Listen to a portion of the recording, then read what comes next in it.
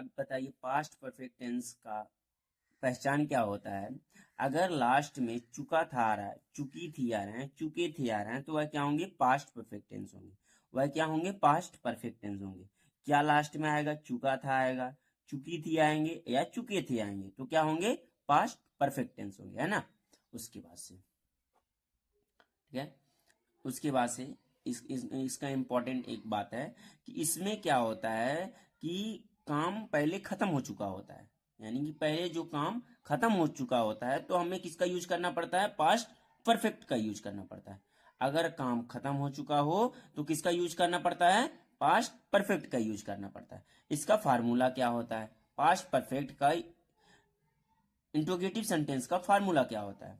Past perfect tense के interrogative sentence का formula क्या होता है, हेड होता है प्लस सब्जेक्ट होता है प्लस V3 होता है plus object plus question mark. है क्या होता है, हेड होता है, सब्जेक्ट होता है, V3 होता है प्लस ऑब्जेक्ट होता है प्लस क्वेश्चन मार्क। अब समझ में आया।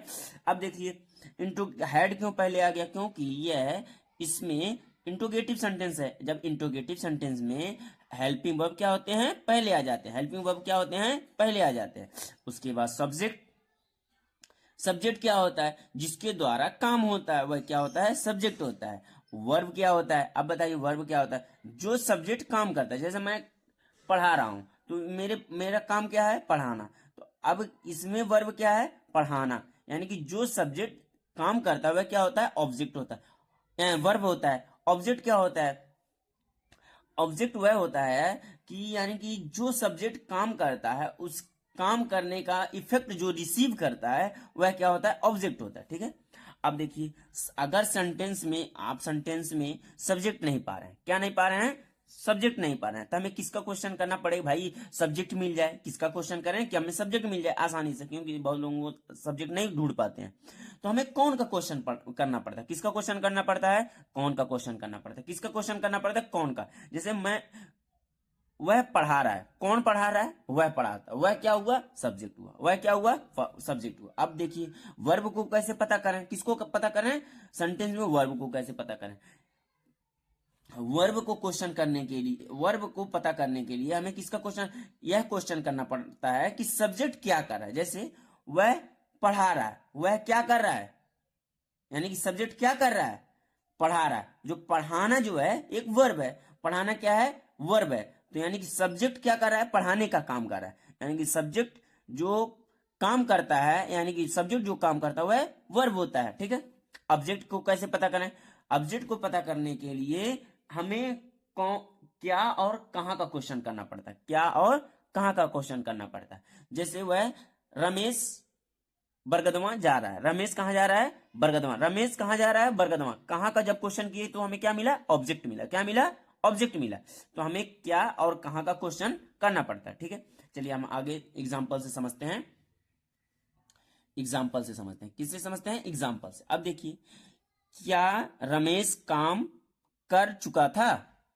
अब क्वेश्चन है क्या रमेश काम कर चुका था। अब क्या पहले क्या लगाना है, हेड लगाना है। क्या लगाना है, हेड, हेड क्या लगाना है, हेड लगाना है। उसके बाद क्या लगाना है, सब्जेक्ट। सब्जेक्ट कौन है, क्या को क्वेश्चन करना, कौन सा क्वेश्चन करना पड़ेगा सब्जेक्ट को पता करने के लिए, कौन का क्वेश्चन। क्या रमेश काम कर चुका था, कौन काम कर चुका था, कौन काम कर चुका था, रमेश, तो रमेश। ठीक है। उसके बाद क्या लगाना है, V3 वर्ब का थर्ड फॉर्म, करना, कौन माने करना, डू माने करना, डू का थर्ड फॉर्म क्या होता है, डन होता है। इसको तो याद करना पड़ेगा आपको। ठीक है। क्या कर चुका था, हमने को बोला ना ऑब्जेक्ट को पता करने के लिए क्या करना, क्या का क्वेश्चन करना पड़ता है। क्या कर चुका था, काम,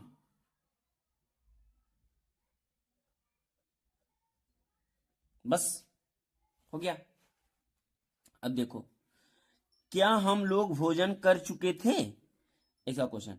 तो अब पहले क्या लगाना है, हेड लगाना है। क्या लगाना है, हेड। उसके बाद क्या लगाना है, सब्जेक्ट। सब्जेक्ट कौन है, कौन लोग भोजन कर चुके थे, हम लोग। कौन माने हम लोग, वी माने हम लोग। उसके बाद वर्ब का थर्ड फॉर्म, वर्ब का थर्ड फॉर्म, कौन माने भोजन करना, इट माने खाना, वही होता है। ईट का ईटन V3 होता है, ठीक है। क्या कर चुके थे? भोजन, ईटन। क्या कर चुके थे? Food, eaten food. Object plus question mark, ठीक है। अब इसके आगे देखिए,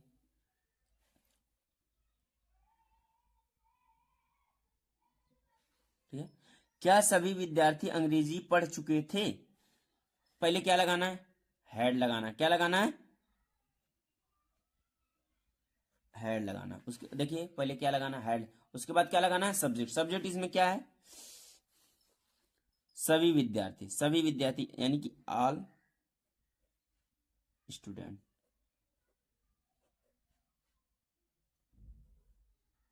ऑल स्टूडेंट। अब उसके बाद क्या लगाना है? वर्ब का थर्ड फॉर्म। वर्ब का थर्ड फॉर्म यानी कि सभी विद्यार्थी का क्या कर चुके थे? पढ़ चुके थे। उनका सब्जेक्ट का क्या काम हुआ? पढ़ना, पढ़ने का काम, यानी कि V3। Read, study, read, red, read होता है, ठीक है।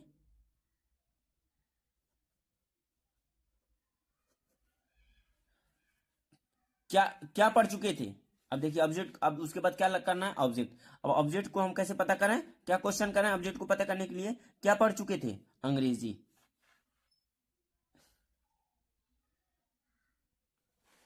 देखिए,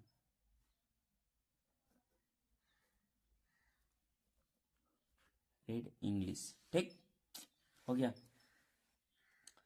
अब देखिए, क्या मेरी बहन भोजन दे चुकी थी? अब देखिए यहां पर पहले फार्मूला हम देखते हैं।